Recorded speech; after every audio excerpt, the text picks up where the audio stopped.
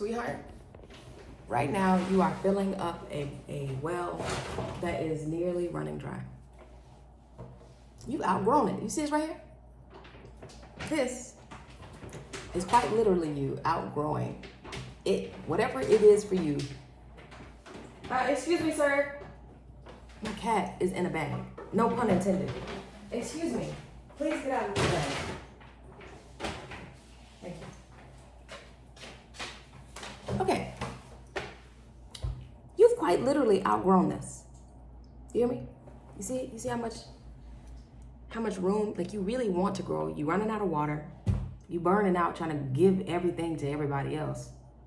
You growing new roots, but they don't have nowhere to go, so and you just spilling over the top. Okay. Not quite sure what the metaphor is here, but for the person that this is for, they know exactly what this means. Now,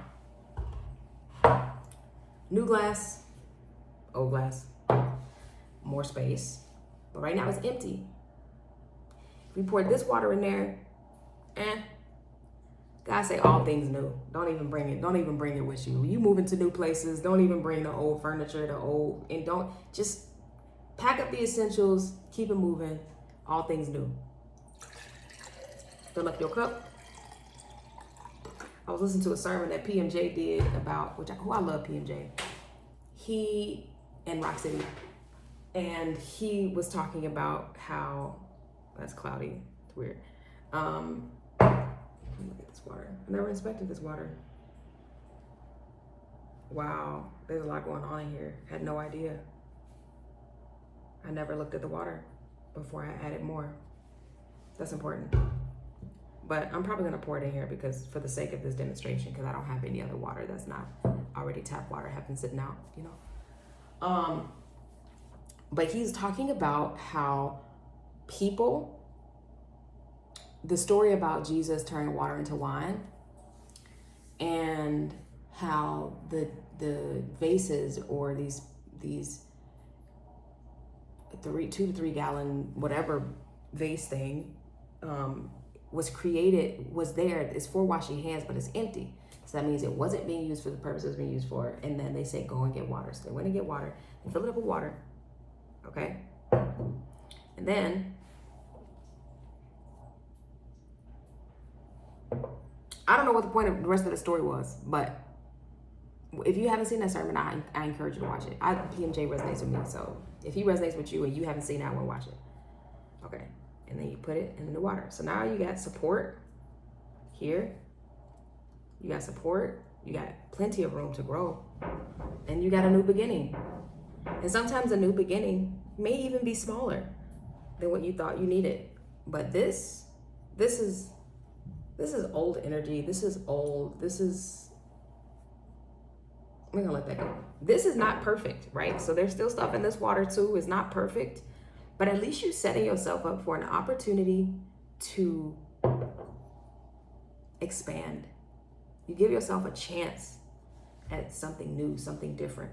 But you have to literally put yourself in a new environment to be able to sift through the 20% that is not for you to find the 80% that is.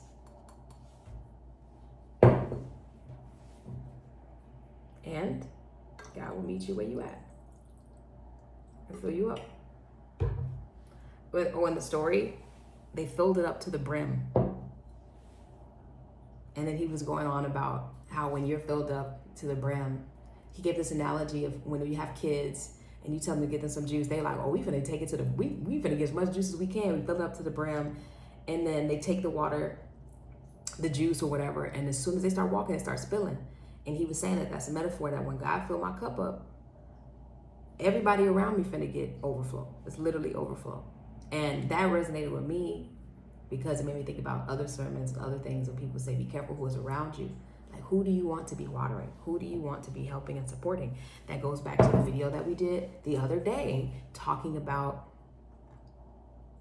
taking advice from people whose lives don't reflect the life that you wish to live. Chaos all around, calamity, no resources, no pre-planning, no discipline, that is necessary for a fruitful life. If you look at people's lives and there is no fruit, I'm talking current fruit, not old fruit, dead fruit.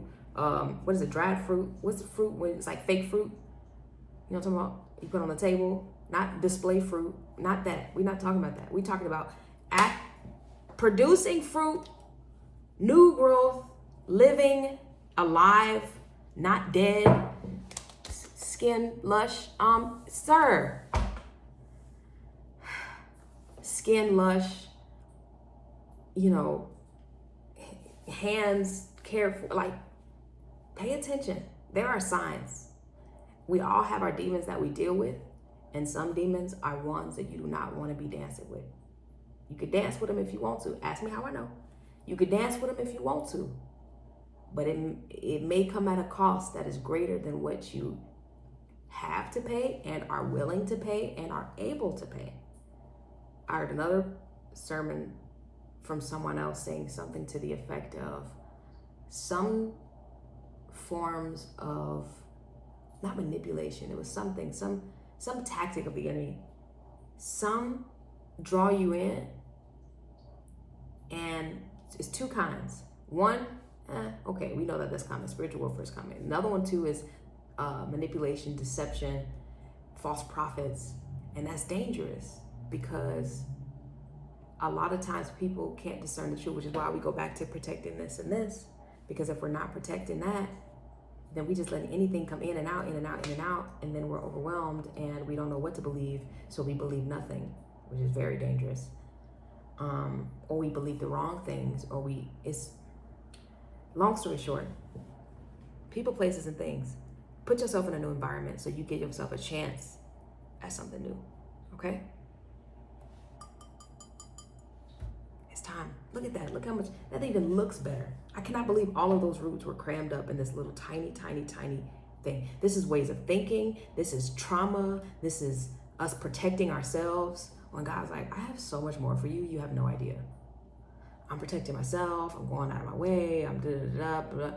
Actually, just sit, be still, and know that I'm God. All right. I'll try it. Show me how. Which one you gonna choose?